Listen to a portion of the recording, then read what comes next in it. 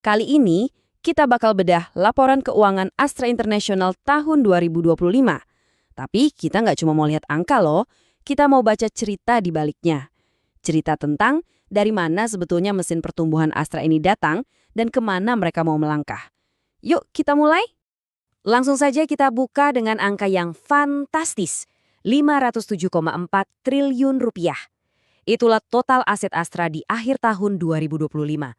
Gila, gede banget ya. Angka ini nunjukin seberapa raksasa perusahaan ini. Tapi ini baru kulitnya aja loh, pemanasan sebelum kita gali lebih dalam. Dan angkanya nggak berhenti di situ. Cuma dalam setahun, aset Astra itu nambah lebih dari 36 triliun rupiah. Pertumbuhannya solid ya, tapi pertanyaan yang lebih penting lagi, ini pertumbuhan macam apa sih? Dan apa artinya buat strategi besar mereka ke depan? Nah, disinilah ceritanya jadi makin seru. Kita nggak lagi nanya berapa banyak nambahnya. Tapi kita mau tahu aset jenis apa yang jadi motor penggeraknya. Inilah kunci buat ngebongkar strategi Astra yang sesungguhnya. Pertanyaan ini penting banget nih. Apakah Astra cuma lagi ngumpulin duit cash yang gampang cair? Atau mereka lagi serius bangun fondasi yang super kokoh buat masa depan? Jawabannya ada di komposisi neraca mereka. Nah, ini dia datanya. Dan ini menarik banget. Coba lihat deh, pertumbuhan aset tidak lancar itu mencapai 23,6 triliun rupiah. Itu hampir 2 kali lipat dari pertumbuhan aset lancar yang cuma 12,3 triliun. Ini jelas bukan kebetulan ya. Ini sinyal kuat tentang pilihan strategis yang lagi diambil sama Astra. Oke, biar kita semua paham nih, aset tidak lancar itu apa sih? Gampangnya gini, ini adalah taruhan jangka panjang sebuah perusahaan. Anggap aja kayak fondasi beton yang mereka bangun hari ini buat nopang gedung pencakar langit keuntungan di masa depan. Fokus Astra di sini nunjukin kalau mereka punya visi jangka panjang yang kuat banget.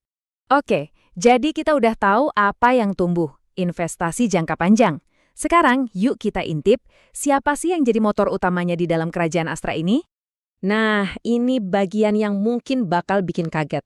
Kita semua tahu Astra itu rajanya otomotif kan. Tapi kalau kita lihat angka di laporan keuangan mereka, ceritanya ternyata jauh lebih kompleks dan menarik dari itu. Di satu kubu, kita punya nama-nama yang udah nggak asing lagi di dunia otomotif. Tapi di kubu lain, ada para raksasa jasa keuangan. Keduanya pilar penting. Tapi, seperti yang bakal kita lihat, skala kekuatan mereka ternyata jomplang banget. Oke, sekarang kita masuk ke angkanya. Kita mau lihat seberapa dominan sih sebenarnya sektor jasa keuangan ini kalau diukur dari total aset anak-anak perusahaannya. Siap? Dan ini dia angkanya. Coba lihat.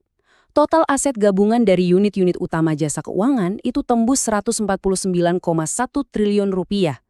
Bandingkan dengan otomotif yang 51,3 triliun. Jauh banget kan? Hampir 3 kali lipat. Ini dia jawaban dari mana datangnya pertumbuhan aset tidak lancar yang 23,6 triliun tadi. Kenapa? Ya karena basis pembiayaan itu intinya memang investasi jangka panjang. Kalau angkanya tadi belum cukup, lihat deh visual ini. Jelas banget kan? Hampir 3/4 atau 74% dari total aset dua sektor ini ternyata dipegang sama jasa keuangan. Ini bukan sekedar angka teman-teman. Ini adalah gambaran sebuah mesin finansial raksasa yang jadi jantung kekuatannya Astra. Baik, semua kepingan puzzle-nya udah kita kumpulin nih. Sekarang waktunya kita gabungin semua dan lihat gambaran besarnya. Apa sih arti dari semua temuan ini secara strategis? Jadi, kesimpulannya apa? Gampang, ada 2 poin utama. Pertama, Astra ini lagi bertaruh besar untuk masa depan. Kedua, dan ini yang paling penting, sektor jasa keuangan itu bukan lagi cuma unit pendukung. Sektor ini adalah mesin utama yang mompa modal ke seluruh penjuru grup. Kekuatan asetnya yang masif inilah yang ngasih dana buat inovasi dan ekspansi, baik di sektor keuangan itu sendiri maupun untuk biayain pengembangan di sektor otomotif dan yang lainnya. Nah, kutipan ini, wah pas banget buat nyimpulin semuanya. Ini bukan lagi sekedar perusahaan mobil yang punya leasing, bukan. Ini adalah raksasa finansial yang kebetulan juga jago jualan mobil. Jadi, cara kita melihat model bisnis Astra mungkin harus diubah total. Ini semua kan akhirnya ninggalin kita dengan satu pertanyaan super penting. Dengan modal sekuat ini dan mesin finansial yang udah panas, kira-kira apa langkah besar Astra selanjutnya? Kemana mereka bakal menembakkan amunisi investasi mereka? Wah, masa depannya bakal seru banget buat kita pantau.